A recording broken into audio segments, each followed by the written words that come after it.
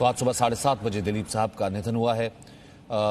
1922 में जन्मे, हिंदुजा अस्पताल में उन्होंने अंतिम सांस ली है। दिलीप कुमार, जिन्होंने 65 से ज़्यादा फिल्मों में अभिनय किया। अंकुर इस वक्त मेरे साथ जुड़ रहे हैं। अंकुर, बताइए इस और खबर के बारे में, इस शॉकिंग खबर के बारे में, और इस यूं कह सकते हैं कि युग के अंत होने के बारे में। हमने पिछले 10 दिनों में देखा था, ये डेवलपमेंट हुआ था उनकी खबर, उनकी हालत को लेकर। उनकी हेल्थ बहुत सही नहीं चल रही थी।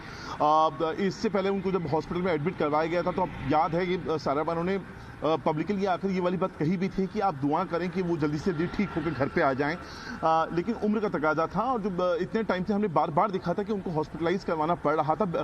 कुछ वक्त के बाद कुछ ना कुछ उनके साथ उनकी हेल्थ को लेकर दिक्कतें आ रही थी। और उसके बाद आज सुबह के तकरीबन 7:30 बजे के करीब ये वो वक्त था जब जो डॉक्टर्स थे उनकी बिगड़ती हालत को ध्यान में रखकर उनको ट्रीटमेंट दे रहे थे। और वहीं पर तकरीबन 7:30 बजे का वक्त था कि जब दिलीप साहब इस दुनिया से अलविदा हुए हैं। ये बात उनके जो घर के जो उनके फैमिली डॉक्टर हैं, डॉक्टर जलील पाकर, उन्होंने भी इस बात को मीडिया को कंफर्म किया है कि ये जो दुखद घटना है आज सुबह तकरीबन 7:30 बजे घटी है।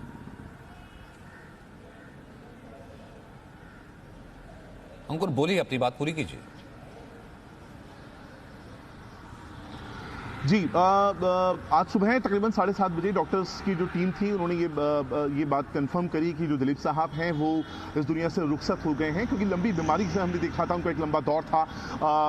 इससे पहले कई बार हमने देखा, हर 6 महीने के अंदर हमने देखा था कि उनके हॉस्पिटलाइज होने की खबरें सामने आती रही हैं। हालांकि तब तक वो एक फाइटर के तौर पर सामने निकल कर आए, उन्होंने फाइट किया और खुद वापस आते हैं घर से।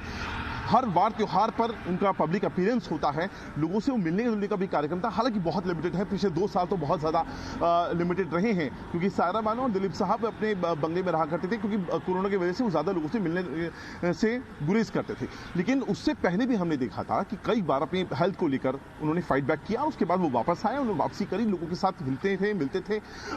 इंडस्ट्री से जुड़े हुए लोग जो लगातार उनके टच में थे, वो लगातार उनकी हालत को लेकर अपडेट दिया करते थे। लेकिन आज सुबह तकरीबन 7:30 बजे, ऑलरेडी वो पिछले 10 दिनों से हॉस्पिटलाइज थे, और आज सुबह तकरीबन 7:30 बजे का वो वक्त था जब ये जो बुरी खबर है वो राष्ट्र के सामने आती है। क्योंकि अपने आप में उनका एक बहुत बड़ा कद था एक अभिनेता के तौर पर। जिस तरह की फिल्में और जिस उम्र तक उन्होंने करी हैं और जिस इंटेंसिटी के साथ करी हैं, जाहिर तौर पर हर भारतीय के दिमाग पर उनकी अपनी एक छाप थी।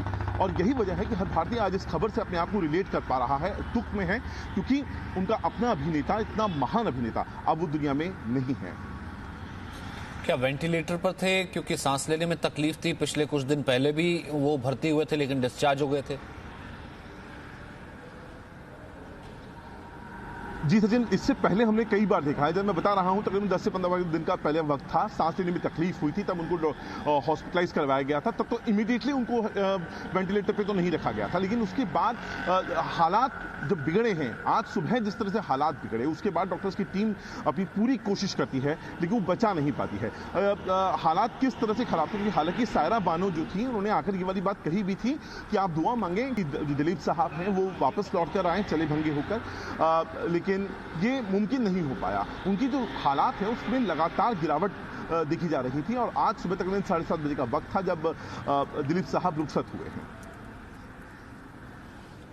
और फिलहाल क्योंकि बहुत जल्द है, हालांकि बॉलीवुड की तरफ से कोई रिएक्शन?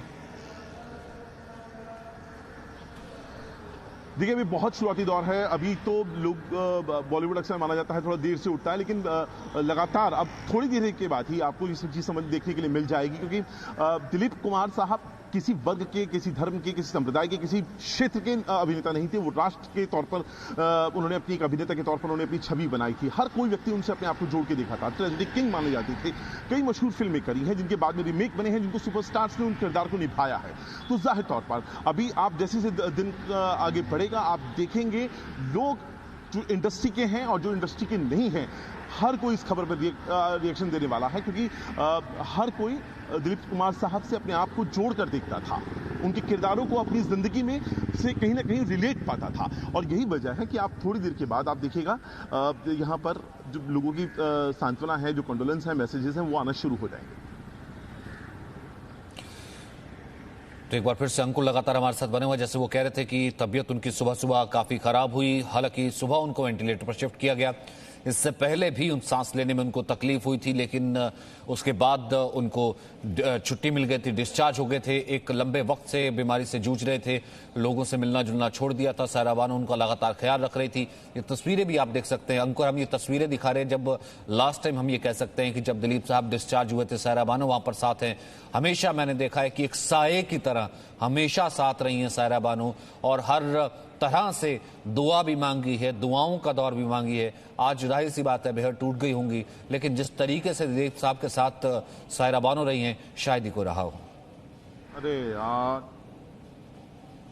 अंकुर,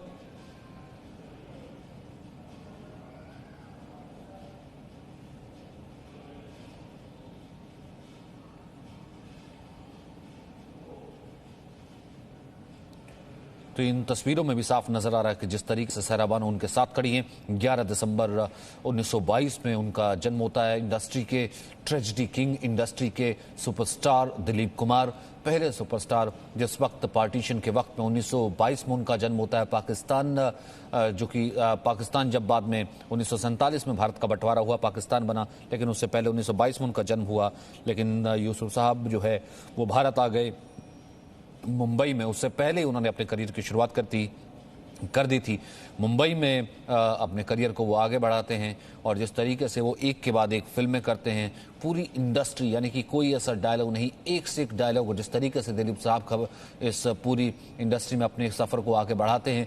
पूरी इंडस्ट्री कहते हैं कि दिलीप साहब की फिल्म को अगर आप देखिए, उस वक्त लोग रोने लगते थे, उनसे आंसू नहीं थमते थे।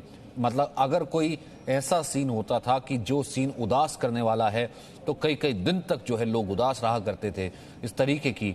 और ट्रेजेडी को कैसे उकेरा जाता है बड़े पर्दे पर, एक मेथड एक्टिंग की एक सबसे बड़े उदाहरण। और आज भी ऐसे नहीं कि पूरा बॉलीवुड जो है उनके आगे नतमस्तक होता है, भले वो ज्वार भाटा से उनके फिल्म की शुरुआत रही हो। अंदाज को कौन भूल सकता है, आन को कौन भूल सकता है, देवदास को कौन भूल सकता है, आज़ाद को कौन भूल सकता है, और मुगले आजम के सलीम को कौन भूल सकता है।